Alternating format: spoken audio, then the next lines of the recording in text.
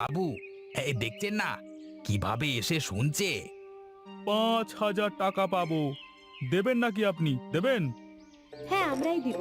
কারণ এখানকার খাবার খেয়ে আমাদের অনেক ভালো লেগেছে। তাই আমরা এই হোটেল মালিককে ১০,০০০ টাকা পুরস্কার করলাম। নিন দাদা, এই টাকাগুলো নিন। আর ওনার মতো বদ লোকের সব ধার শোধ করুন।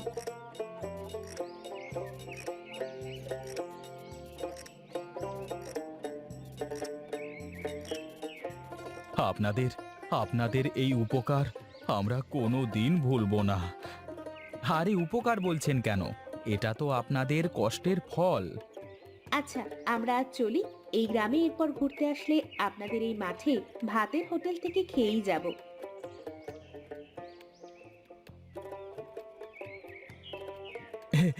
দেখেছিস কানাই, ওপরওয়ালা যা করেন ভালোর জন্যই করেন রে।